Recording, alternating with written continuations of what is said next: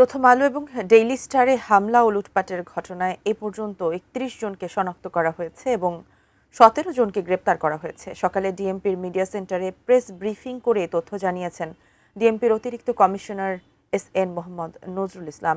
বিস্তারিত জানাচ্ছেন সহকর্মী শেখর আজাদ। শরীফ ওসমান হাদির মৃত্যু সংবাদ ছড়িয়ে পড়লে বৃহস্পতিবার দিবাগত রাতে দুর্বৃত্তরা কারণ বাজারে প্রথম আলো ও কাজী নজরুল ইসলাম এভিনিউতে ডেইলি স্টারের কার্যালয়ে ভাঙচুর ও লুটপাট চালায়। পরে আগুন দিয়ে পুড়িয়ে দেওয়া হয় কার্যালয় দুটি। অপরাধীদের দ্রুত গ্রেপ্তারের দাবি ওঠে বিভিন্ন মহল থেকে। হামলার ৪ দিন পরে সংবাদ সম্মেলন করে ডিএমপি অপরাধ বিভাগের প্রধান জানান, প্রথম আলোতে হামলার ঘটনায় কর্তৃপক্ষ মামলা করেছে, তবে এখনও মামলা করেনি ডেইলি স্টার। আর্থিক ক্ষতির হিসেব কষে পরে তারা মামলা করবে। বিশ্বমানের থার্মিক্স রড, সালাম স্টিল থার্মিক্স, দেশের একমাত্র থার্মিক্স রড। কতিপয় দুষ্কৃতিকারী এরা সবসময় সুযোগের সন্ধানে দেশে একটা অরাজকতা পরিস্থিতি তৈরি করার চেষ্টা করে এবং কতিপয় লোক এই সুযোগে থাকে। কোনো জায়গায় একটা গ্যাঞ্জাম হলে ওখানকার সম্পদ, কম্পিউটার, টাকা পয়সা, এইটা ওইটা লুণ্ঠনের ইচ্ছায় তারা অভিপ্রায়ে তারা ওখানে চলে যায়।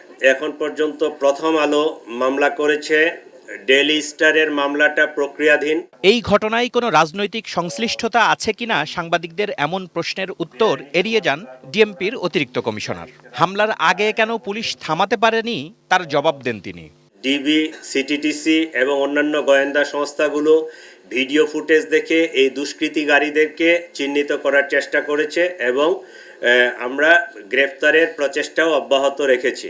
এখন পর্যন্ত থানা পুলিশ কর্তৃক ১৩ জন, সিটিটিসি কর্তৃক ৩ জন, ডিবি কর্তৃক ১ জন, মোট ১৭ জনকে গ্রেফতার করতে আমরা সক্ষম হয়েছি। তিনি জানান, ফুটেজ দেখে হামলাকারীদের শনাক্তের কাজ চালিয়ে যাচ্ছে পুলিশ। হামলাকারীদেরকেও শনাক্ত করলে পুলিশকে সহযোগিতা করার অনুরোধ জানানো হয় ডিএমপির পক্ষ থেকে। অনেক শক্ত একটা মামলা হয়েছে, আমরা এটা অ্যাকশন নেব। Shekhar Azad, ATN news, Dhaka.